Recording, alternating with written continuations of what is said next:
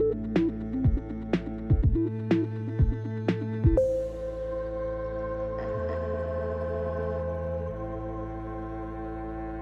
guys, welcome back to Release the Craftin. Priscilla here with another episode of Storycraft. And unfortunately this one's going to be a shorty today because I'm recovering from illness and this is the clearest I have sounded in like a week.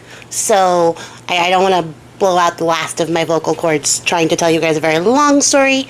But I decided to share with you guys a story that fills me with an indescribable amount of rage. I hope that maybe you feel the same when I tell the story to you too. And we're just gonna jump into it because you guys just like buckle up, hold on to your seatbelts. Also, like I don't want to spoil it, but if you're not okay with an unhappy ending next to the words "the owl," you don't want to be here. Go ahead and go home. I'll catch you next week. It's fine. But I'm telling you, the ending is not going to be happy. It involves an owl. And I knew this story, like, right off the bat was going to be a doozy when I was looking for a story to tell. Because it starts out with 200 or 300 years ago, when people were far from being so crafty and cunning as they are nowadays, an extraordinary event took place in a little town, which is long-winded code for a long time ago when people used to be really stupid. Something crazy happened this one time. And I was like, oh boy, here we go. I've never actually heard of this story. It's a Brothers Grimm story called The Owl. And it's in like their extended collection, so it's like way down in the little nitty-gritty folktale type tales. And when I read this, rage. So here we go. So one night there's this beautiful great horned owl and she's like flying around doing owl business, and then she's like, I'm a little tired, the sun's almost up. There's this like open bar, like barn, not bar, that's a totally different story. There's this open barn that I can rest in and, you know, take a chill, totally relax. So she flies into this open barn and settles up in one of the rafters and she rests for the day, and she doesn't want to come out of the barn because like all the birds, all the daytime birds are gonna like panic when they see her. So she's like, I'll just, you know, keep it cool, keep it on the DL. I'll chill in this barn for the day, and then I'll head back out and do my owl business again at night.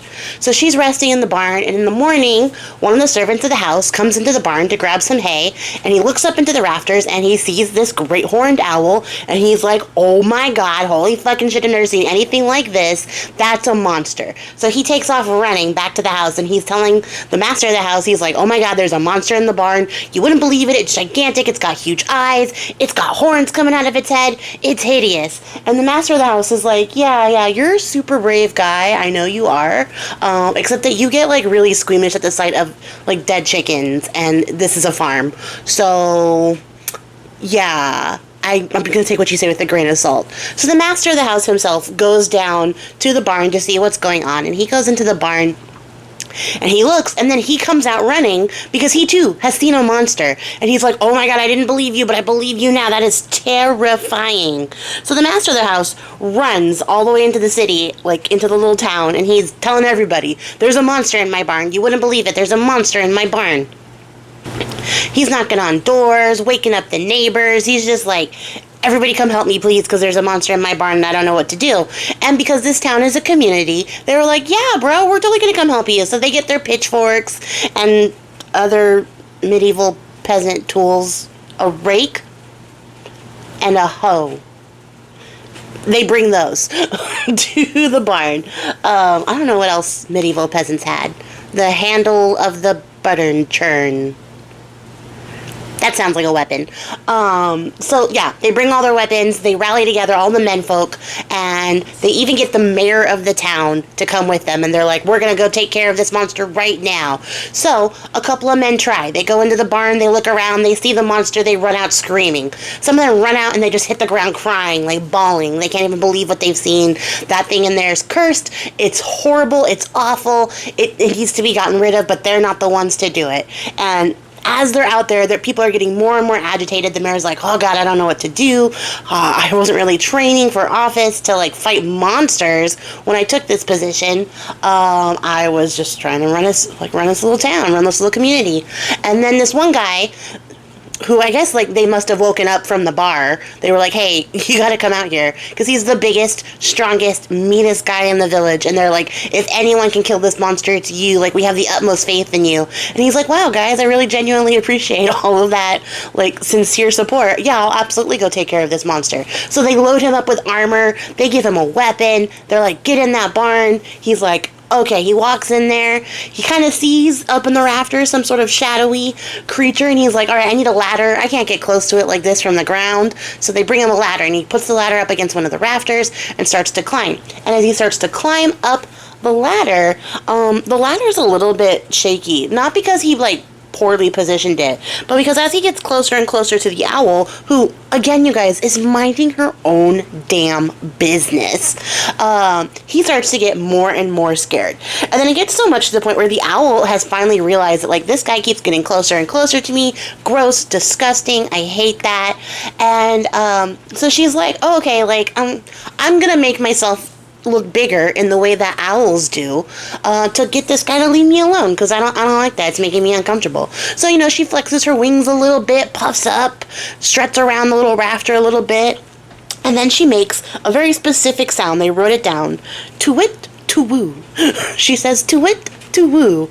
And this big old strong man gets so terrified, he absolutely pisses himself as he goes sliding down the ladder and runs out of the barn to throw up immediately. And then the people around him are like, oh my god, the monster's so terrible. It poisoned him. It cursed him. It, like, injured the strongest guy in the village. Whatever will we do? So they're freaking out. Because, like, if he can't beat it, and now he's been poisoned and cursed by this monster, like, what's the next course? What can they possibly do? So they all turn to the mayor, and they're like, you gotta do something. You have to do something. You're the mayor. And he's like, oh my god, I didn't train to fight monsters. Here's what we're gonna do. Here's what we're gonna do. I know what we're gonna do. Since the monster poisoned and mortally wounded our dear fellow Chad, we're gonna close the doors on the barn. Here's what we're gonna do. Hear me out. We're going to close the barn doors. We're going to close all the doors. Lock them tight. And then we're all going to chip in to pay back the owner for this barn. We're all going to help him out. Because barns are expensive, guys, and this is kind of a shitty thing that's happened. It's not his fault. So we're all going to chip in, and we're going to compensate him for the loss of this barn. Okay? And then, once he's been paid, and the barn doors are closed, we're just gonna set the barn on fire. And everyone sits there, and they're looking at him, and they're looking at the mayor, and they're like, yeah, totally. So everyone starts chipping in, and they start handing over all this money to pay for the barn, so that the owner doesn't lose any money for the loss of this barn. And then, you know what they do, guys? They set the barn on fucking fire. They set it on fire, okay? All these men couldn't figure out what to do about this owl in the rafters, and we're all too afraid to admit that they didn't know it was a fucking owl, and are all a bunch of scaredy cats. So they set the barn on fire, and unfortunately for the poor owl, who doesn't know what was going on, there was no escape for her because they closed every door, and she was trapped inside. She burned to death. She dies. And that's the end of the story. Like, that's it. That's the whole story. And, like, it closes with one of those, like, witty catchphrases. There's a specific name for them, of the way that they end fairy tales. And it says, let anyone who will not believe it go thither and inquire for himself. And, like, what the fuck? I want to inquire for myself. I want you to not burn barns down with owls in them. Like, you know, no women were involved in the process of this, because they would have been like, let me get a light. I can't see the monster. Like, I don't think it's a monster after all, guys. Especially not one that goes Toowhit, tuhwoo.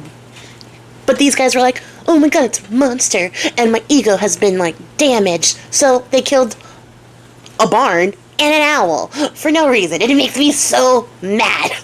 Like, I read that and was like, what's the moral of the story, Brothers Grimm? And the answer is shenanigans. Men will always shenanigans. This has been my TED Talk on why I will always choose the bear. Because what the fuck, you guys? But yeah, that's it. That is everything I had to tell you guys today. I hope that you enjoyed the story, even though it's upsetting and depressing.